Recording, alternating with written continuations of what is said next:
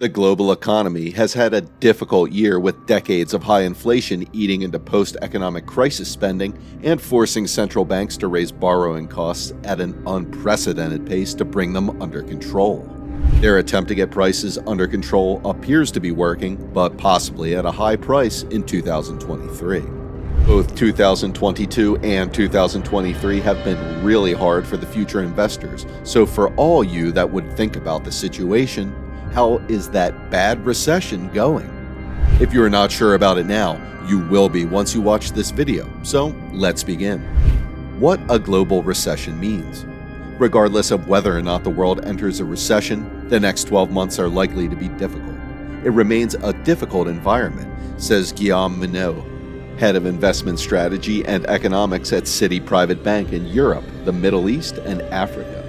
His team predicts the world will experience the slowest economic growth in the last 40 years, except for 2020 and the 2007 and 2008 financial crisis. Even if a global recession is averted, many countries could experience a downturn accompanied by a painful rise in unemployment, although economists disagree on how severe and how long it could last. Fears of a recession are growing. The Federal Reserve has been steadily raising interest rates to pull money out of the economy and lower inflation. Their efforts are beginning to show results as inflation slowed back to 6.5% in December 2022, according to the Consumer Price Index. The cost of food at home rose 0.2%, while the cost of food away from home rose 0.4%. Gasoline prices declined 9.4% from November.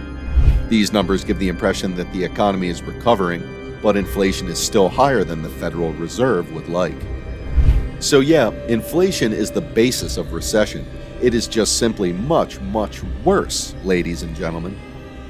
A recession is defined as a slowdown in economic activity that extends across all sectors of the economy and lasts for an extended period of time. It may or may not be preceded by inflation. Many economists and financial experts are confident that a recession will occur in 2023, but some, like Jamie Dimon, CEO of JP Morgan, are pushing back predictions of a recession towards the end of 2023, believing they may have overestimated the severity and potential of a slowdown. Other economists see a 1960s-style recession in the near future, while the Federal Reserve still thinks the economy is too strong and would prefer to see the employment rate slow or decline. The Feds want to bring about a soft landing for the economy, hoping to avoid a similar fall to 2008. How long the recession could last. Predicting how long a recession will last is difficult. The National Bureau of Economic Research has the official job of declaring a recession, but even the NBER cannot predict how long it will last. The general indicator of a recession is 2 quarters of negative gross domestic product growth, but that is only one indicator. In 2022, there were 2 quarters of declining real GDP, but other economic indicators showed that the economy was not in recession. Each recession is unique, and its duration varies. The recession of the mid-1970s lasted 16 months, from November 1973 to March 1975. In the early 1980s, there were 2 recessions, the first lasting 6 months, from January 1980 to July 1980. And the second lasting 16 months, from July 1981 to November 1982. The Great Recession of 2008 lasted from December 2007 to June 2009 for a total of 18 months. Finally, the pandemic recession lasted only 2 months, from February 2020 to April 2020. Recessions are usually short-lived, but they can feel like years as the economy takes time to shake off their effects. That's because it takes time to recover from a recession. Even when economic indicators show that the recession is over, individual sectors of the economy do not recover immediately. Last time something like this happened, it took years to recover, so let's just hope for the best. Important economic indicators to watch. As mentioned earlier, there are several economic indicators to watch to determine if we're in a recession. Although these are generally reliable indicators that can show a slowdown in all sectors of the economy, they aren't always clear-cut. The NBER looks at several factors before declaring a recession.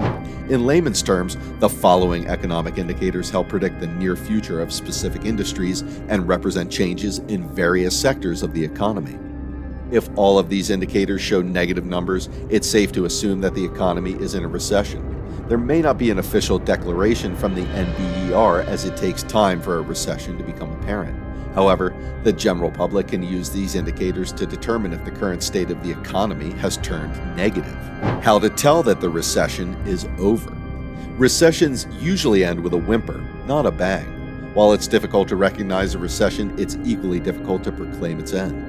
The same problem with the NBER officially declaring a recession after it has begun occurs at the end. The end of the recession can take several months without being officially announced. The best indicator of the end of a recession is a return to an upward trend and stabilization of economic activity. When these and other economic indicators are relatively stable and show nominal increases. For example, when the annual inflation rate reaches 1% over a certain period of time, the recession can be considered to have ended. It's worth noting that all these indicators don't move in lockstep, but if they develop positively within a few months, this shows that the economy is recovering. Whether or not there will be a global recession could depend on three factors: the continued action of central banks, the consequences of China's looming reopening, and energy prices. We can give you some examples for the variables, so you can even check it out like a bucket list of doom. Central banks. The IMF calls inflation the most immediate threat to current and future prosperity. While inflation in the United States and Europe is beginning to fall as energy prices decline and higher interest rates impact the economy, central banks have made it clear they have no plans to end monetary policy soon, even if they're content with smaller increases. "We aren't pivoting," European Central Bank President Christine Lagarde said earlier this month. "We aren't wavering." Central bankers are working from meeting to meeting as they evaluate the latest data. They stress that they don't know how high to raise interest rates or how long to keep them there to get inflation back near 2% and keep it there. If prices continue to rise more than desired, central banks could move more aggressively than planned, putting further pressure on the global economy. China. For nearly 3 years, the Chinese government has contained the spread of COVID-19 through central quarantines, mass testing, and strict contact tracing.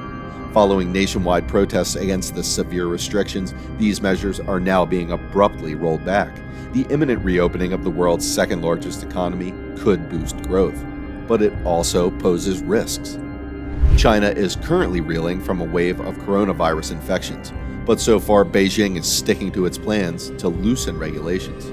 This week, it announced it would lift quarantine rules on international entries starting in early January, an important step towards reopening borders. Meanwhile, other countries are imposing restrictions on travelers from China, fearing the development of new variants. Energy prices. Russian President Vladimir Putin's war in Ukraine continues to unsettle forecasts, particularly for European countries, which may cut off Russian energy supplies but could still face shortages. According to a report by the International Energy Agency, Europe could face a natural gas shortage in 2023 if Russia cuts off all gas exports to the region and the weather turns colder. The Organization for Economic Cooperation and Development indicated that its latest economic forecasts may have to be revisited if energy shortages drive up prices even further, or if governments in Europe have to impose rationing to reduce demand for gas and electricity this winter and next. What comes next? Let's assume you got out of everything. Do we just keep it going until the next recession? This is untenable, says WSJ's John Hilsenrath. In his view, one of two things must happen to fix this imbalance. Either the economy recovers quickly and the recession ends, or the economy continues to decline, forcing employers to cut jobs. These two scenarios could be the soft landing and the hard landing that the Fed mentioned earlier. Investors need to keep an eye on all indicators to see which scenario occurs, because the impact could be severe. In the case of a soft landing, this could be an ideal time to get on battered growth and technology stocks. In the event of a hard landing, however, investors may need to take refuge in asset-backed, defensive stocks such as healthcare companies and real estate investment trusts. In any case, 2023 will be an interesting year for investors. We hope you are now sure about what the recession is and ready to face it if it gets worse. But in any case, we will see you in the next video. Have a great day and goodbye.